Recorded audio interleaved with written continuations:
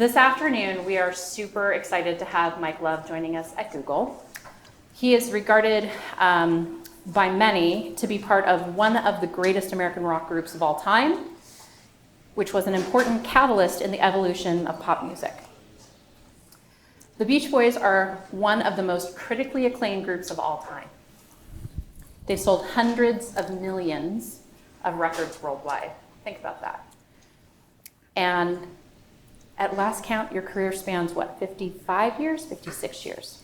Our first record came out in the fall of 1961, but I was never that great at math, so somebody else can. There's a few smart people in the room, so I think we'll figure it out by the end. We'll have a consensus before we're finished. The Beach Boys awards and accolades are really too numerous to mention because we'd be here literally all afternoon doing that. But a few highlights include the induction into the Rock and Roll Hall of Fame, the Vocal Group Hall of Fame, the Grammy Hall of Fame, and Lifetime Achievement Awards. I also noted that the album Pet Sounds was preserved in the National Recording Registry by the Library of Congress for being, quote, culturally, historically, and aesthetically significant. Cool. Did they not tell you? No, I heard it somewhere along the way. But... So you'll find the Beach Boys at the top of nearly every list ranking all-time top artists and songs. Singer, songwriter, musician, father, cousin, humanitarian, environmentalist, teacher. Mike Love is one of the original founding members of this legendary group and the only member who not only contributed to their studio albums, but continues to lead the group as they actively tour. Again, I'm beyond thrilled that Mike was able to join us today, so please welcome Mike Love. Thank you. Thank you. So not being a professional interviewer, I have some notes. Bear with me. That's okay. So I'm not a professional interviewee. So you outline in the book how in the early days you consistently crammed as many shows as possible into each tour and each date. Mm-hmm. And that trend seems to be continuing to this day. Yes, it has. I read somewhere that you're averaging somewhere north of 150 shows a year. Yes, that's true. And considering that those shows usually last more than 2 hours and cram in more than 40 songs, that's beyond impressive. So how the hell do you do that? We take an intermission halfway through. Oh. But also, I think we learned a long time ago. Let's see, we started touring in 1962, and we learned about halfway through 1962 that you can't stay out all night and drink till you fall down and smoke and do all these bad things for yourself and be a vocal group. And since our music depends a lot on its harmonies and the performance of nice songs, it's not like just sitting there and jamming on the guitar or the piano, which is great. However, if you want to really sound good and be able to sing, you're forced to live a reasonable lifestyle, a healthy lifestyle. And that works in the direction of longevity. Yeah. Plus, somewhere along the way, like in December of 1967, I learned meditation, Transcendental Meditation, from Maharishi Mahesh Yogi. We were doing a show in Paris, a UNICEF show. It was a Children's Emergency Fund thing for the UN, with acts from all over the world. It was an amazing show. And we met Maharishi there, and we were invited a couple of days after we met him to learn TM, and he taught many of us the technique of Transcendental Meditation, which I've been doing since December of 1967. And one of the more phenomenal experiences in my life, which I spoke about in the book, is being invited by Maharishi to go to India. And when I got to Rishikesh, India, which in itself was an amazing journey, I got to the academy or ashram, whichever you like to say, and all the Beatles are there. I'm talking about not the insects, but John, Paul, George, and Ringo. And that was a phenomenal experience. Donovan as well. A lot of music, a lot of meditation, a lot of lectures, and birthday parties for George Harrison and myself. We're both Pisces. So I wrote a song called Pisces Brothers, because we were both really into the meditation, and we both really loved all things spiritual and Indian. he took it to extremes, like he learned sitar from Ravi Shankar and so on and so forth. So that was a life-changing experience, which because of the practice of that meditation, that's the real reason I can do as many dates a year as I continue to do. I'm 76 years old, but some of the younger guys in the group say, "Uncle." And it's good because I have the energy and clarity and positivity, and I appreciate the fact so much that people, 50 years after we made some of these songs, people still like to hear our music all over the world, not just in America. We spent 7 weeks in Europe, starting in England at Royal Albert Hall in May, and then going to Ireland, Scotland, some more places in England, then France, Belgium, Holland, Germany, Switzerland, Austria, and some places I can't pronounce. And we went to Spain, Italy, and then back to the U.S., where we did a July 4th appearance on the Capitol 4th PBS special, and we premiered a song called "Do It Again," which is a re-record. Did it with Mark McGrath and John Stamos and myself. So much fun. So we're still having a good time, but we are very busy, and it's a miracle to me that places like where they don't speak English, they still like the Beach Boys, whether it be Japan or Germany or Scandinavia. It's pretty incredible. So I want to go way, way back. Okay. So you talk about your mom hosting a sort of Glee Club almost style events in your home. Where My people mom's would come name, she was Emily Glee Wilson. Yeah, so they called her Glee. And so it's a Glee Club was a double entendre. Very nice. So what effect did those early events in your home have on your relationship with music throughout your life? I always say that the Beach Boys started long before we were the Beach Boys because it was a family tradition to get together and sing and harmonize and make music. Ironically, my mom was born in Kansas, but when she was maybe 5 years old, I detail it in the book, they moved to California. She and some of her siblings moved to California, and they were so poor. It was Dust Bowl time in Kansas, and they were so poor they camped on the beach in Southern California. And what I find mind-boggling is that one generation later, we're singing about that same beach and that environment and the beauty and the nice, beautiful things about the West Coast and what we had to sing about. Those were our original inspiration for songs, whether it be surfing or the cars you needed to get to the beach, or our school life, be true to your school.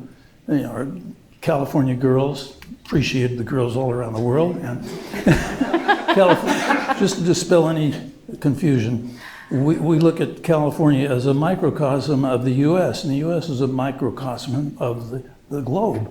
So in effect, everybody, they are all California girls in a sense.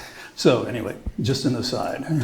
So you described growing up with your cousins. Can you talk a little bit about your relationship with your cousins and the activities that you used to do together before the band? Yeah, my cousin Brian was very gifted musically. He could sit down at the piano and figure out the arrangements of the four freshmen who were amazing singers. They did this type of harmony they called in the 40s and the 50s. They called it, let's see, what do they call it? Modern harmony, they called it in the 40s and 50s. Now they call it carbon-dated harmonies. but nonetheless, he could sit at the piano and break down those chords, and I would sing the bass part, and he would sing the high part, and then my cousin Carl, his brother, or somebody else would sing a fourth part. And it was a challenge to learn those arrangements, but it was fascinating to us. And that gave us the sort of the sophistication. There's a rock beat going on perhaps, but there's some sophisticated backgrounds going on and pretty interesting chord progressions, and different types of songs in terms of tempos, or maybe somebody sang a lead here, somebody sang a lead there. So the body of work turns out to be not so boring, because some groups have an excellent lead singer and great guitars and all that kind of stuff, and it's great, but it's the same thing every time, just a little bit different tempo or something, or subject matter. But our subject matter was so unique. I mean, nobody sang about surfing until we did it. And then we loved our cars, our hot cars, our 409s, our, all the hot rods and the great, powerful cars of the 50s and 60s. We were very much enamored of those, as well as enamored of the girls. So those were our original influences, our environment in Southern California. So my cousin Brian and I, we were like buddies, about a year apart, and we would, sometimes when we got kicked out of my house, because we were singing music or playing the piano too loud. My dad had to get up at 5 a.m. to go to work. He said, "Shut the hell up!" So we would go out in this car and listen to the R&B radio stations, or we'd listen to the Everly Brothers on the radio or something in the car. And I wrote a song about it called "Brian's Back." It was about the more innocent times before all the celebrity and success and fame came along. So is it really true that you spent the food money to start the band and get the instruments? Did we spend food? That was an allowance that my Uncle Murray and Aunt Audrey gave to their sons because they went to Mexico for the weekend. And so I guess those were expenditures that weren't authorized, but but hey, it had to be done. So, I mean, I've seen what my boys eat. I can only imagine as teenagers how much you guys would have been eating. You spent the food money. I mean, you must have really loved music. We did. It was an obsession. Basically, we loved the doo-wop, we loved the Everlys, we loved Chuck Berry, we loved all the stuff that we heard on the radio, in addition to the Four Freshmen. So, from what I was reading in the book, none of you actually came up with the name of the band. Can you maybe tell everybody correct. A little bit about that? We didn't know what to call ourselves. We just had a song called Surfin', and we wore these Pendleton shirts, Pendleton Mills, down in Oregon, and they had the flaps in plaid and woolen, and you'd wear it over a T-shirt to keep warm as the sun goes down and stuff at the beach. So it was like something that was very popular where that sub-ethnic group called surfers. Right. Anyway, so yeah, we all had them, we all wore them, and we wore them on our first album covers too. But we called ourselves the Pendletones, not rocket science. And it wasn't great, but when we heard the guy, a promotion man who later became a president of various record companies over the years, his name was Russ Regan. He heard the song, he looked at the title, Surfing, how about the Beach Boys? And I said, that's better than what we have. So that stuck. Yeah, it was great. So in the book you talk a lot about Murry Wilson, your uncle. Yeah. And some of the descriptions about the relationship that he had, both with his sons and with the members of the band, was described as stormy. Stormy, yeah. Which to me seems like the understatement of the year. Yes, it was. I know Brian described that his hearing loss was from his father hitting him on the right side of his head. And then there was the whole glass eye thing. Yeah.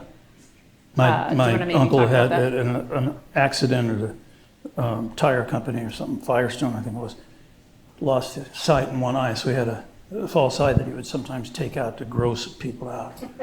And make the boys look into the socket. Yeah, that's all right, because Brian got even with them one day. Murray had yet to show up at the dinner table, so Brian went and relieved himself on his dad's dinner plate. I don't know if that's in that book. I don't remember. I think we just found a new chapter because that was not in what I read. It's probably not worth spending a whole chapter on. But my uncle made him go out and eat with the dogs. Oh no. Yeah, that was his mild form of discipline at that time. Wow. I'm surprised he didn't kill him, but anyway, never mind. I mean, in the book, some of the examples of the interactions with Murray really do sound abusive. And he was abusive, yeah. And yet he became the group's manager and sometime producer, or producer never- credit. Well, he liked the credit, and he liked the money too. But yeah, he was very good at promotion. For instance, there was a thing called payola back in the day. Well, we didn't do payola, but what we did do is we charged maybe $300 or $500, and we drive to Fresno, we drive to Bakersfield, we drive over to Riverside, and do a hop or a show sponsored by the radio station and a DJ who would take most of the money, and they would make money on us. So they would play one side of the record, Surf and Safari. The other side was called 409, about a car. And so they would play, we call it double-sided hits. And we had that for 3 or 4 in a row. And so it was a very good promotional concept of doing these shows for the radio stations and the DJs, who were a big deal in the individual towns. And so that's when radio ruled. It wasn't, like iPod or streaming or any of that stuff. It was the radio and what you heard on the radio in your car mainly. We would go out, we would do a record, and we'd go and we would have it played and ask the radio station to play it, and we'd listen back to it on our car speakers. Or we'd have a turntable in our car that we could play the record back through this, and we wanted to make sure that it sounded great coming out of those speakers. So we did all that kind of stuff. But Murry was responsible for getting us airplay in a lot of stations, which then had an effect on all the other stations that we couldn't get to, like in the Midwest and the East Coast and like that. So it sounds like he was also very instrumental in the first contract that you got. Yes. Can you talk a little bit about the contract? It sounds like there were some pretty aggressive expectations from the record company. Well, what it was a terrible contract. It was 5% of 90%, meaning if it sold $1 worth, you get 5% of 90%, which was what, 4.5 cents on the dollar? Not a huge amount of money for the act. Got to the point where eventually it was more like 20%. But back then it was a very slave contract. Well, we were just happy that we had any kind of contract where a record company was going to release and promote our songs. But in terms of the release schedule and their expectations around how often you released albums, Yeah. that was pretty aggressive. I was really surprised in the book when you talked about how rapidly Yeah. you were releasing albums. We might do 3 albums a year. In fact, we were working on the Pet Sounds album, which is this monumental landmark departure of rock music. And we needed more time to do it justice. So we did what we called the Beach Boys Party album, which Barbara Ann was on. It became a big hit. We had no intention of it being anything, but we recorded it and people liked it and got it played. But yes, that was a time there was a big focus on the record company wanted to put this album out, but we weren't ready to put the Pet Sounds album out, so we came up with this party album and did it in a matter of 3 or 4 days. Wow. Yeah. So just as the Beach Boys were kind of having their first taste of success, that was about the same time that your father's business folded and your parents had to sell the big house where there'd been all the entertaining and that. Talk about that and what that did in terms of like how you felt about your success, about the family relationship. My grandfather started Love Sheet Metal way back in the early 1900s. And my father joined that. And the reason I'm probably here is because he didn't have to go to war in World War II because they were making galleys for warships as part of the wartime effort. So my dad was in what they called a critical industry for that kind of thing. So that's how I grew up. I worked one summer as a apprentice for painters who were all Mexican. And so I learned Spanish. I started with the vocabulary of all the bad words. As you do. I eventually got to sentences.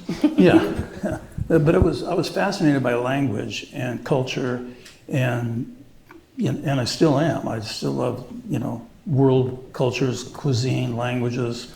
I also love literature as well as the language.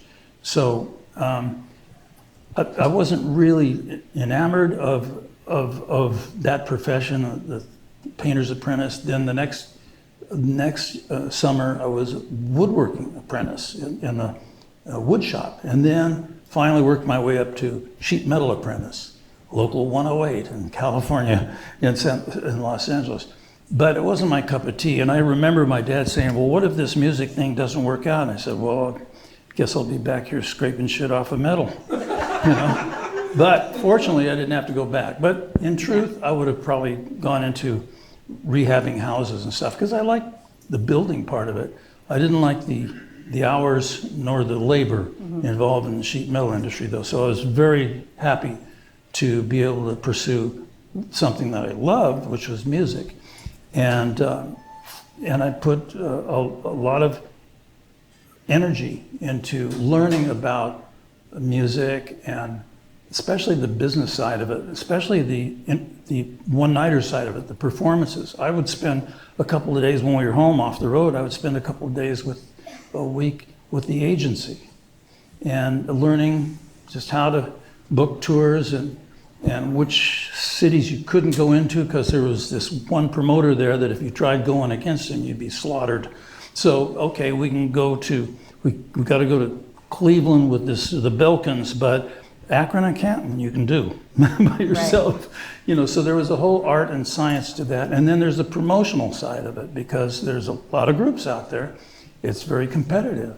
So you have to come up with some promotional ideas and maybe a co-headline or other acts that are opening acts that had some upward momentum. And so that helped to make it a special show and promote it. And we've done some pretty great shows like that. Like once we did Crosby, Stills, Nash and Young and the Beach Boys, and we've done Chicago and the Beach Boys. We showed 6 shows out in the Chicago Stadium where the Bulls used to play.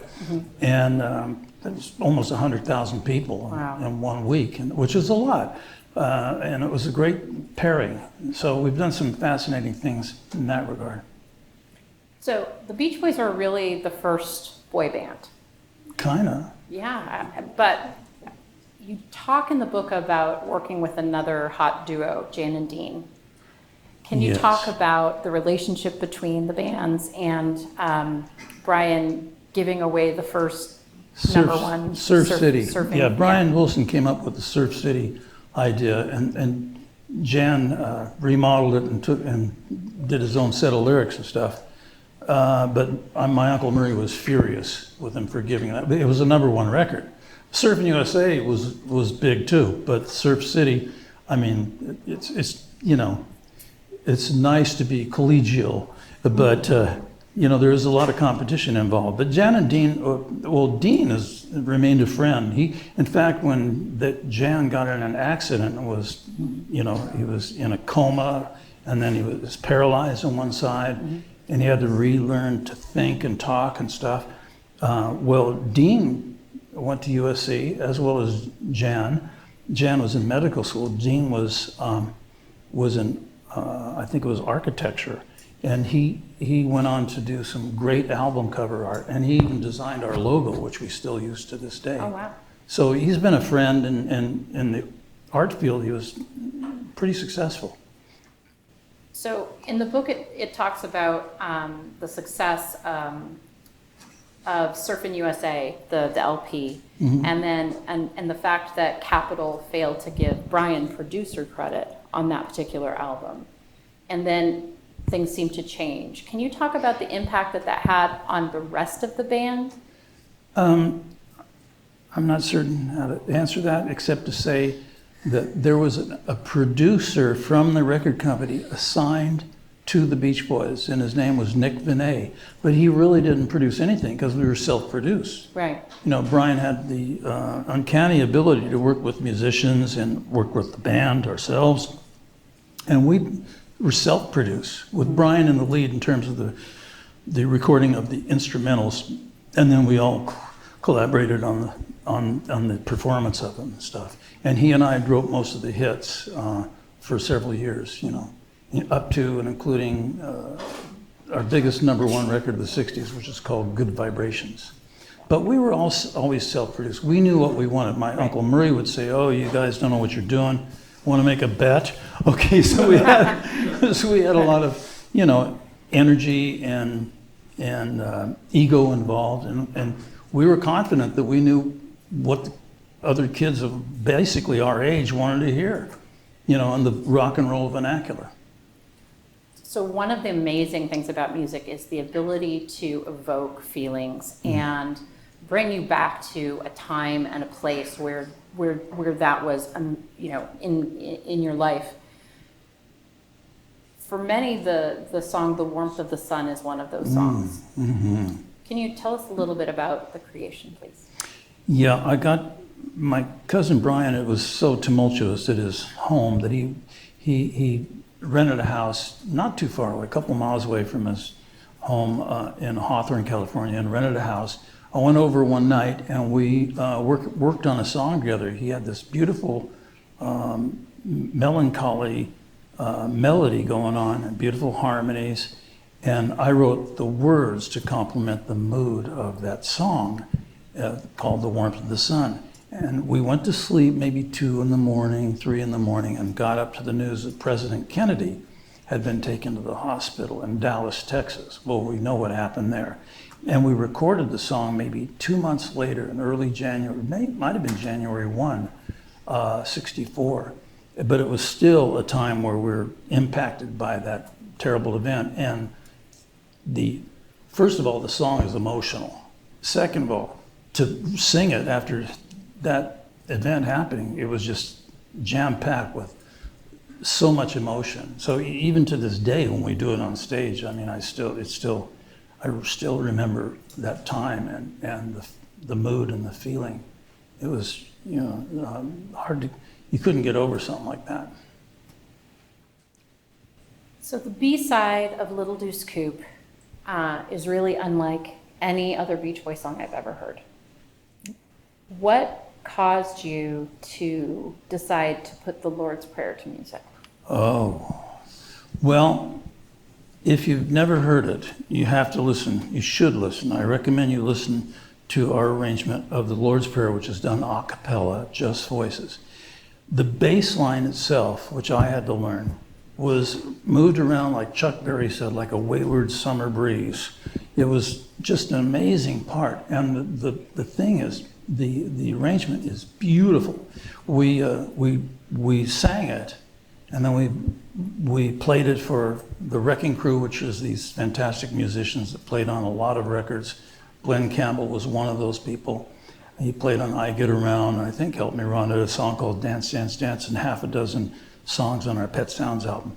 But we played the Lord's Prayer to these people, and they blew their minds because it is such a complicated arrangement, so beautiful and mystical because it's the Lord's Prayer. So it was something that, I don't know why we put it on the backside of Little Deuce Coupe. Makes no sense at all. But it's an absolutely phenomenal arrangement and sound vocally. It's extraordinary. Oh, yeah. Yeah. So you have several interesting names for yourself that you use throughout the book. One of the things that you called yourself is the Prince of Procrastination. I have witnesses. I was going to say, where is she? She's over there. My wife, Jacqueline. So you discuss having written the lyrics to Good Vibrations on the way to record Good Vibrations. Well, it seems like Brian was taking a lot of time going to different studios and coming up with all these different sections, and he made a composite finally and said, okay, this is going to be the vocal recording session, but we need the lyrics. I said, okay. So I'm driving to the studio, and I dictated the words to my then wife, Suzanne, and she wrote the words out. I love the colorful clothes she wears and the way the sunlight plays upon her hair. It was a time in the 60s when there was all this flower power, summer of love, all that kind of stuff going on. And so I really imagined this girl who was all into peace, love, and flower power. And, that was the inspiration for the lyric. And the song, the track itself with the theremin, which is very unusual to use a theremin in rock music, it just kind of went together. It's kind of like the Beach Boys' psychedelic tone. So you did a lot of touring within the U.S. in those early days. Mm-hmm. Do you have any favorite bring down the house riotous moments that you might want to share? When Glen Campbell was in our group, when Brian Wilson left the touring group in 1964, and Glen Campbell filled in for a few months before Bruce Johnson took over, and Glen went on to fantastic stardom.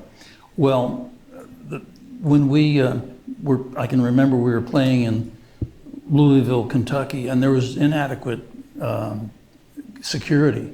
And, Glenn got his shirt ripped off, his watch taken. He was a handsome guy and very, very talented. He played bass with us, although he made a living playing guitar. Most awesome guitar player ever. So, and we just did a memorial service for him a few weeks back in Nashville.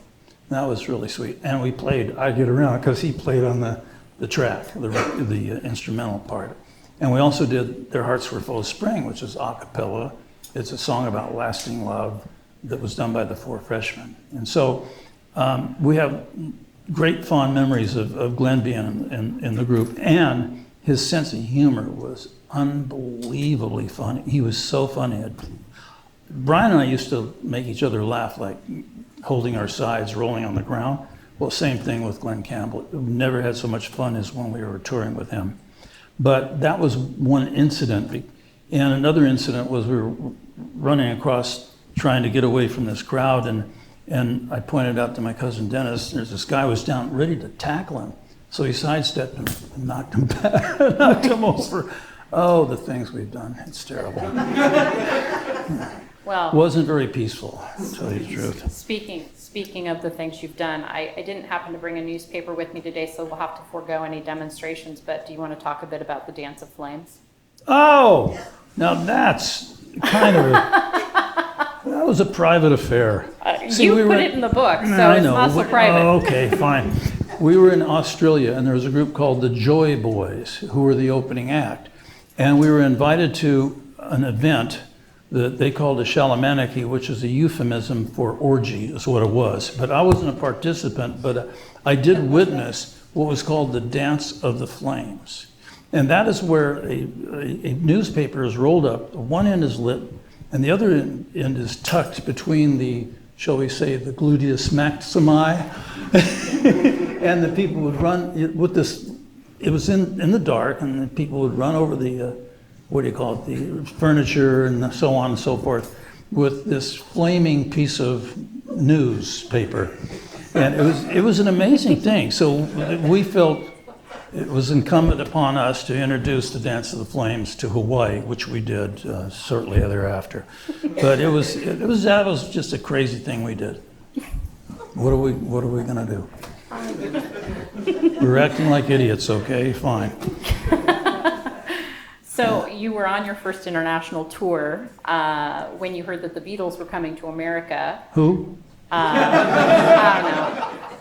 They were mentioned in your book. I don't know. Oh, okay. Some group from England, yeah. You kind of missed the British invasion, but up until that point, British bands really hadn't been that big in the States. Mm-hmm. At what point did you get a sense that this might be different?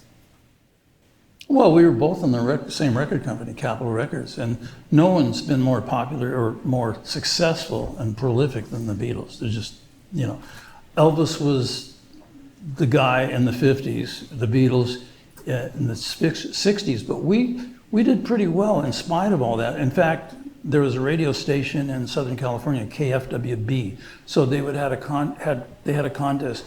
Who do you like, the KFW Beach Boys or KFW Beatles? And so there's a competition, yeah. Which was, I guess, good for everybody, particularly Capitol Records, because both of us were on the same record company. But we liked each other's stuff. I mean, there's no question about that. And when 1966 rolled around and Good Vibrations went to #1 in England, we were voted the #1 group in England. #2 were the Beatles, and 4 the Rolling Stones. So, who? I say, yeah, exactly. So take that, Mop Tops. But anyway, we were very friendly with them, and I wrote a reminiscence called Pisces Brothers. I mentioned about George Harrison, who he and I both had our birthdays in 1968 in India. So there was just always a camaraderie of sorts, and we appreciated each other's stuff. So how did the relationships within the band start to change as drugs entered the picture? Well, those lifestyle choices are important because, there are some of us that didn't go in that direction, like Bruce Johnston, Alan Jardine, and myself. And then there's others that did, namely the Wilson brothers. In fact, that was the most regrettable thing to ever happen to our group. I mean, you can get over a spat, an argument, or whatever, or disagreement, and egos are always fun and games to play with.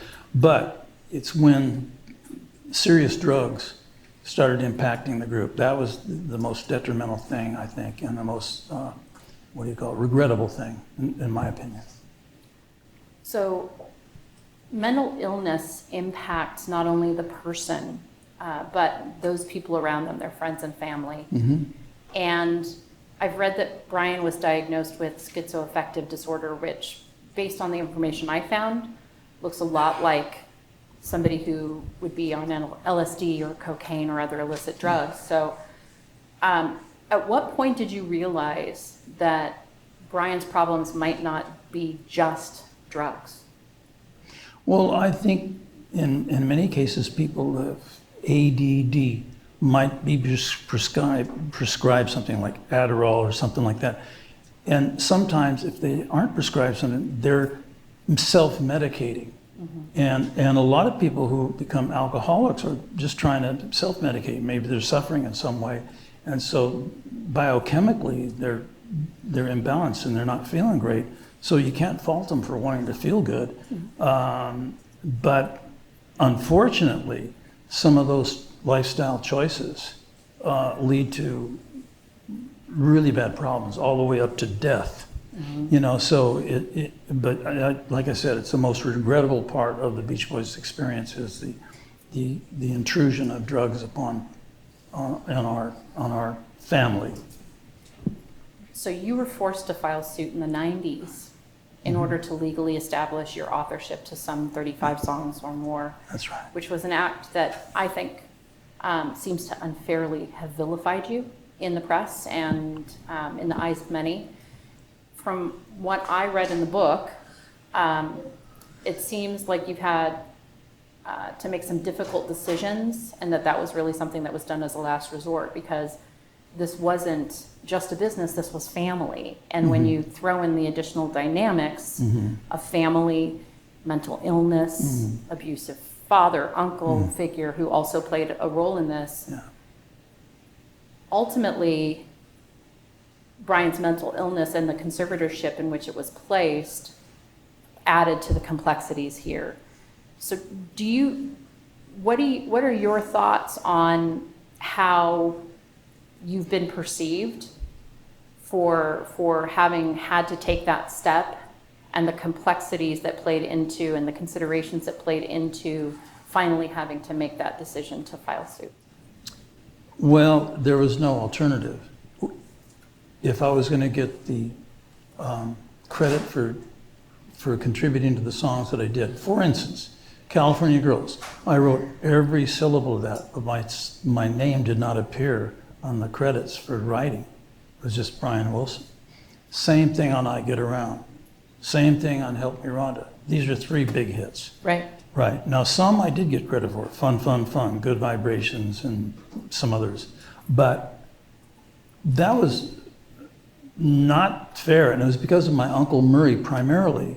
But then my cousin Brian would have had an opportunity to rectify that. In fact, I got a couple of calls from him wanting to rectify that omission. Mm-hmm.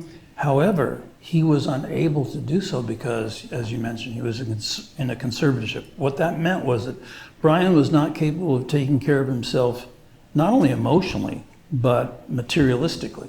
And it could be legally, and it could be taken advantage of. So that's when a conservator is appointed to make sure that nobody decimates him financially and stuff. And so because the conservator was an attorney and thought that he could, get rid of my claim, but there was all kinds of fraud involved. It gets deep. So, Sure. But the point is, there wasn't any alternative if I was ever going to get the credit and start getting compensated for what I contributed to. Well, fairly compensated. Yeah. Well, Go ahead. I'll never make the money that was stolen from me for 20 years or so. But now I have more credit and stuff. And you see, if people don't know the real background of things, they're going to draw assumptions and think that I'm a bad person or something. It wasn't a pleasure to have to go to court to get Right. What you justifiably should have had all along. Right. Especially since it's family. It's awful. Your uncle, your cousin. It's not a pleasant thing. But I felt it had to be done. So you once said that for those who believe that Brian walks on water, that you'll always be the Antichrist. So. Well, sometimes, like for instance, there was something said that I said something about this Pet Sounds album. Who's going to listen to this crap? I never said that. Right. I actually worked on the album very hard and named the album.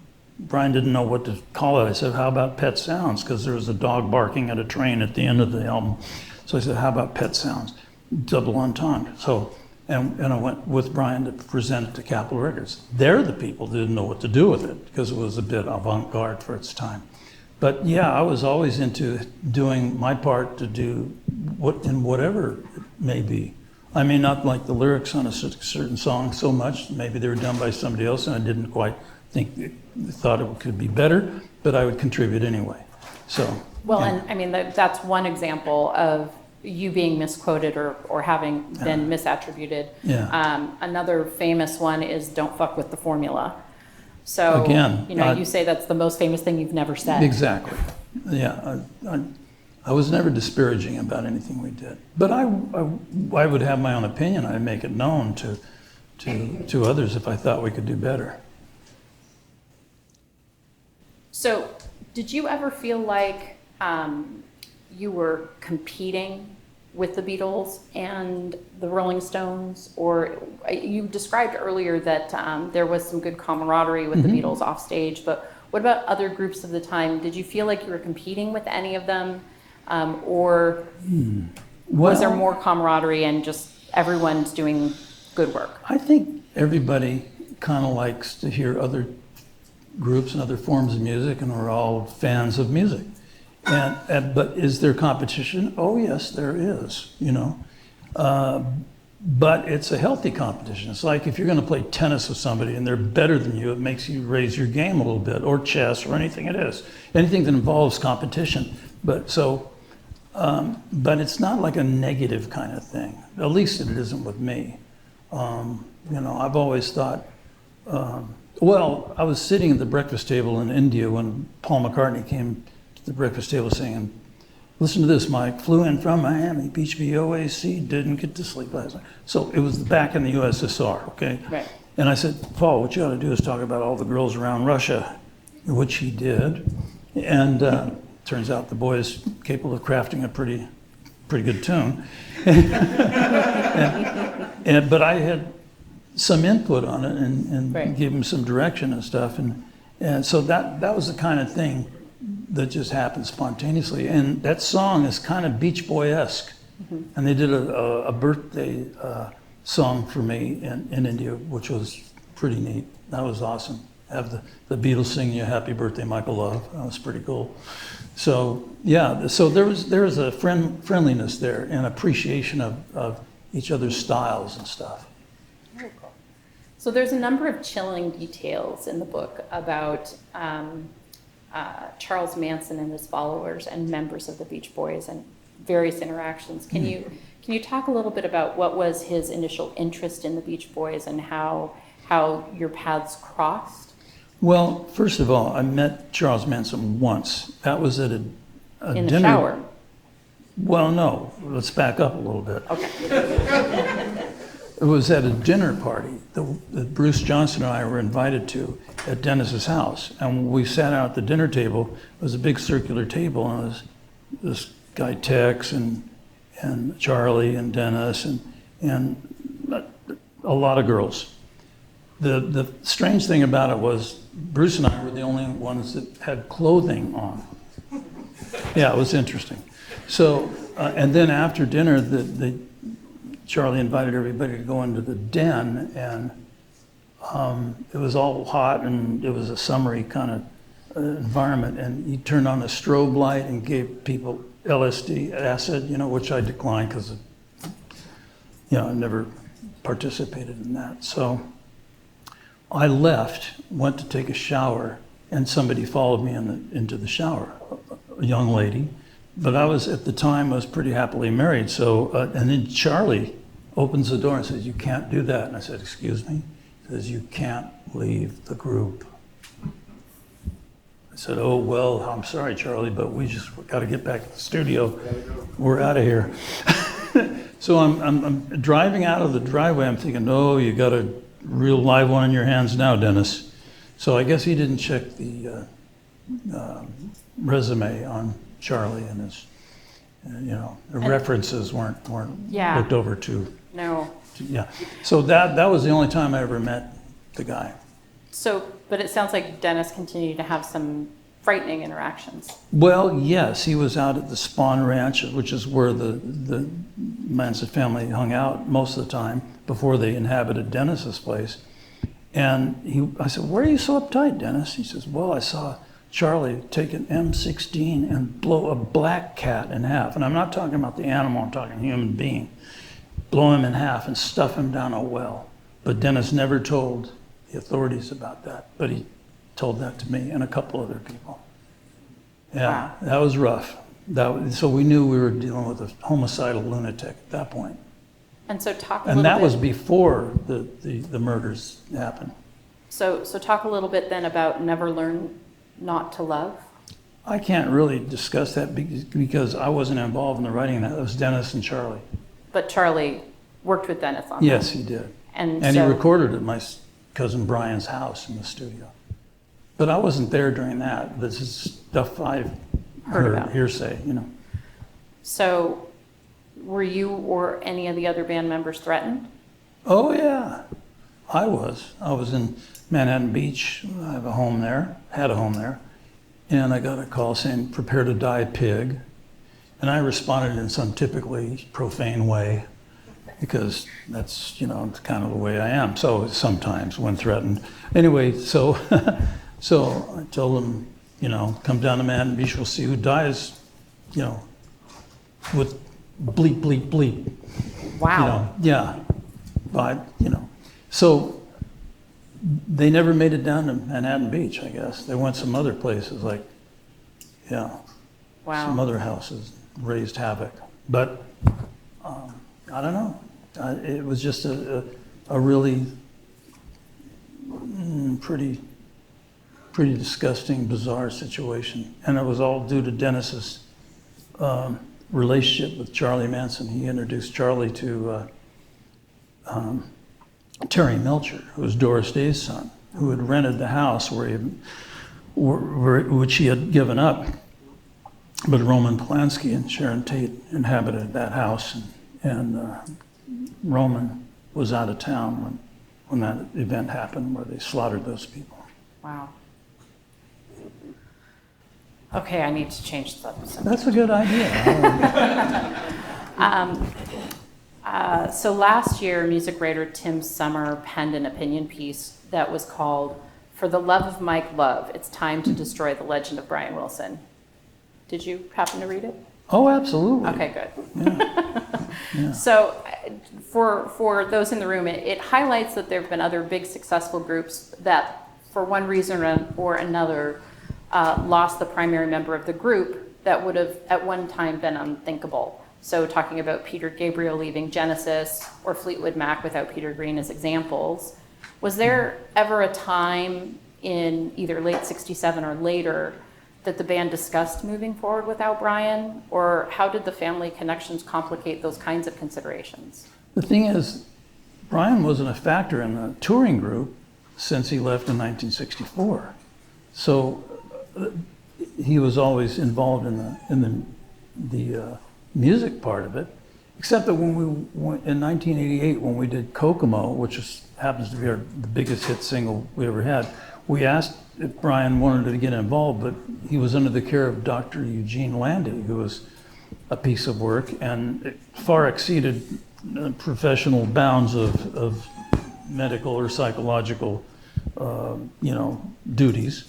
But he wouldn't allow Ryan to sing with us on that particular song unless he was a producer and a co-writer and all this kind of stuff. The doctor. So we didn't need that because Terry Melcher was a really great producer. He wrote part of the song along with me and along with John Phillips of the Mamas and Papas. And so it's just a sad situation. His life was controlled at that time by his doctor, and who cost a pretty penny too. But the problem there was Brian had blown up to over 300 pounds, way over 300 pounds, and initially they were on a death watch in the hospital with him and Landy came in, and as bad a person that he might have been professionally, he was effective in getting Brian a lot healthier than he once was. So that was an effort to save his life, Brian's life. It came with a lot of, baggage and stuff. But that's one of those things where it's not in our control. Sure. We're unable to deal with that. We had a healthy career in the personal appearance area. And that was the largest selling single of our career. It was on an album that sold something like 7 million. So, although you broke my heart because I thought that Kokomo was a real place. well, yes, it's kind of like actually a person who has a resort in the Keys, Florida Keys, heard the song and he named his resort Kokomo, so all's well that ends well. I'm sure my invitation will be in here today now. So let's talk about your addiction to meditation. Oh, okay. So 50 some years ago, you forswore pot, hash, hard liquor, and began meditating twice a day. Correct. So for those who are not familiar, can you talk a little bit about what Transcendental Meditation is and how you came to learn its practice, how you got invited by the Maharishi? Yeah, sure. Transcendental Meditation is a simple, natural technique that you're taught the use of a sound, which is called a mantra, which allows the mind to go to finer and finer levels of thinking and transcending. That's where the word transcendental comes in. Transcending thought, transcending meditation, you arrive ostensibly at the source of thought, which is an infinite, unbounded reservoir of creative intelligence, Maharishi talks about. So by the practice of that, when your mind is able to take the metabolism down to finer and finer levels, your breath rate goes to a level of rest twice as deep as deep sleep. So it's profoundly restful, profoundly relaxing. And in my case, it's allowed me to cope with a lot of stress, some of which you brought up. Thanks a lot. Anyway, but it gives me a bit of an added dimension or perspective on things. Because the scientists say that we use just a few % of our conscious mind. Well, if you use 5% of your conscious mind, and with meditation you use 6%, that's 20% more. So the idea is it's a way to expand the conscious mind, but also it's deeply relaxing, which gives you at the same time more energy and clarity. Now, you still need to sleep, but it helps in sleep deprivation to recover. I always meditate some time, whether it's an hour or two before the concert in the evening. And even if I'm a little bit tired, your blood chemistry is changed by the meditation technique. And where you get rid of the adrenaline, the lactate, which indicates fatigue. It's very beneficial in many, many ways. So I understand as well that your rings are medicinal. Well, in Vedic astrology, which is called Jyotish, Jyoti in Sanskrit means light. And they look at the planets as illuminaries. And the Jyotishis, or the astrologers, they associate each planet with a stone. And so, like, this is called a Navaratna, which is, many of the Hindu men wear a Navaratna, which 9 is Nava, Navaratna, 9 different planets, 9 different stones. So the Venus is the diamond, and the moon is the pearl, and red coral is the red planet Mars, and so on like that. So there are 9 different stones representing 9 planets. So, and there are some that are prescribed to be worn on a particular finger by the astrologer, because you might need the help. It might be a benefit to wear a particular kind of stone, and it's meant to touch your skin. So there's a whole science of not only astrology, but you know, the knowledge of which stones are for what benefit. Like the Mercury, the planet Mercury is symbolized by the emerald. So that's, and I need the help with Mercury. That's the mind. Whatever you're doing seems to be working. So. Well, yeah.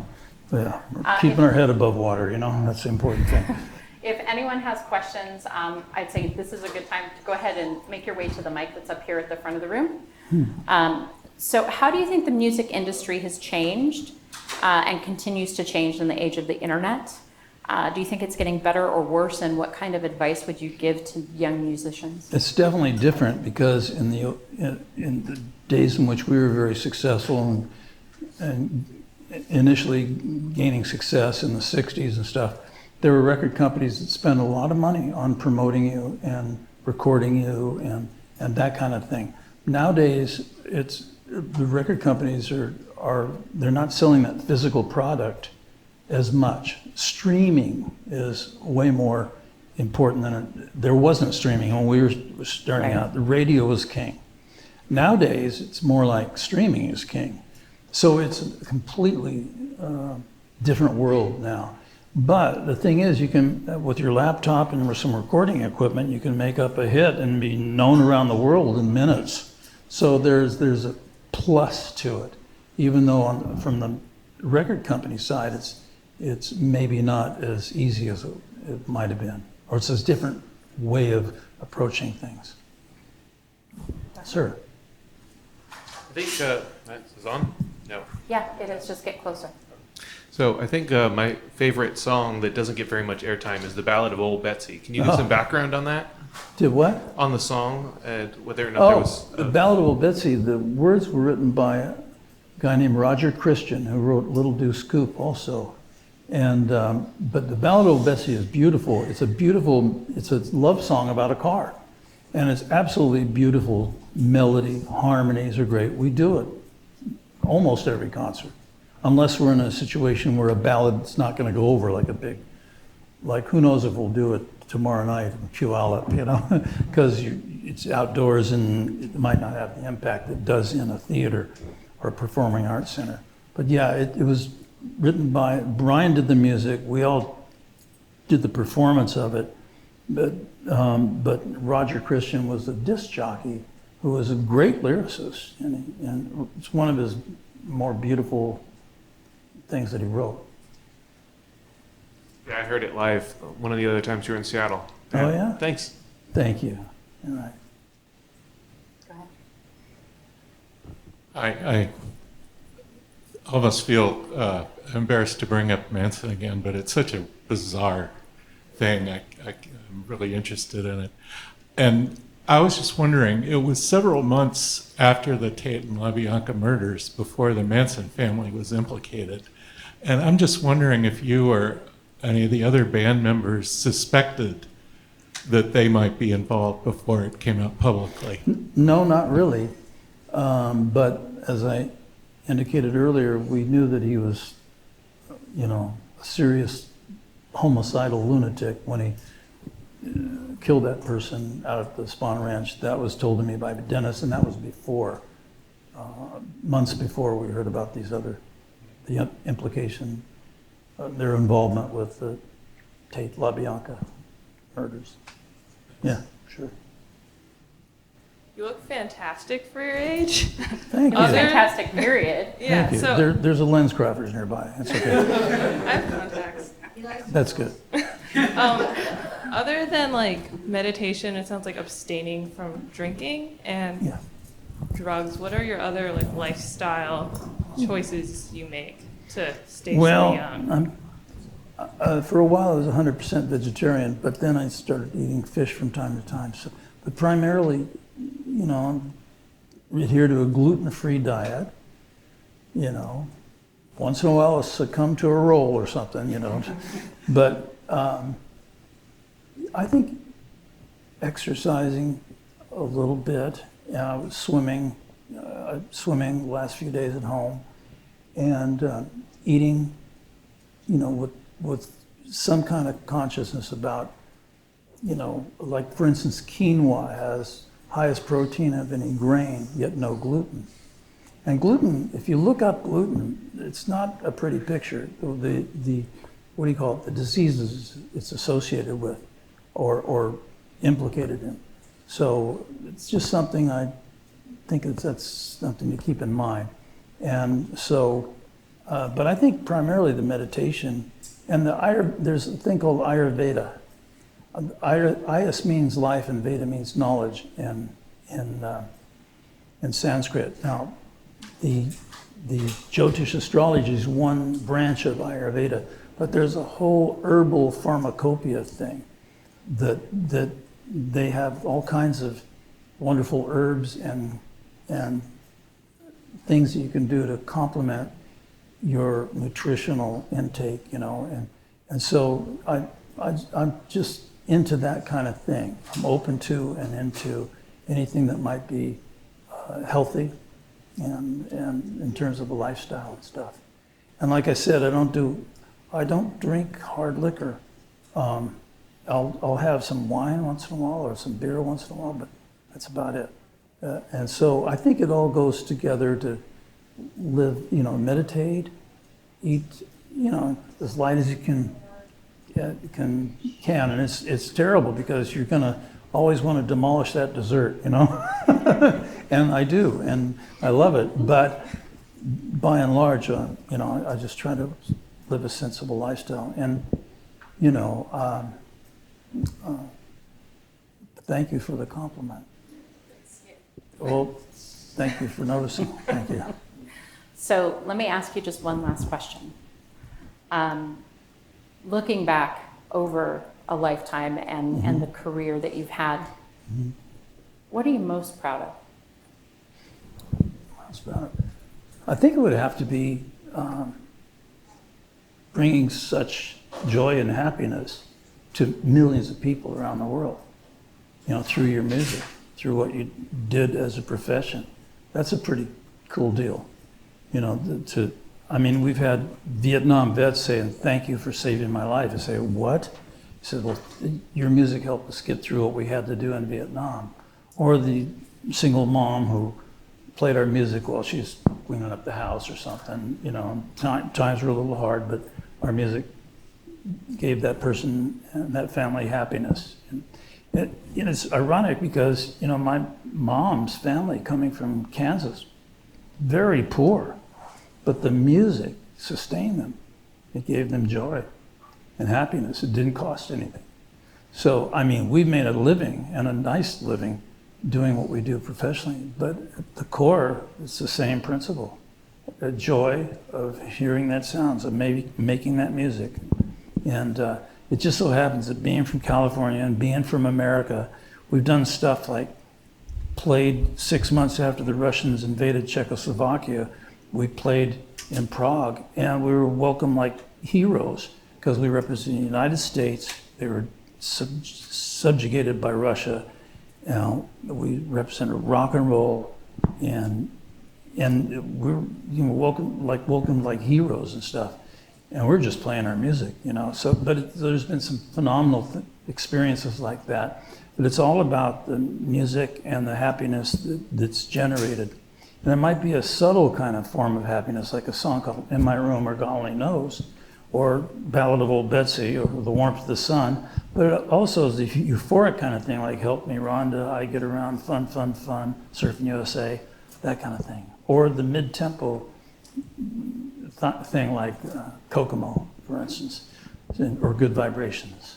So it's, there's all the stuff that goes on, the Charlie Manson and the drug this and who did that and, being stolen from and all that kind of stuff. And it's all true and it all happened. However, let's not lose sight of the real effect of the Beach Boys, which is to create so many great songs and, put those good vibrations out into the atmosphere for multiple generations. So that's the real story, I think.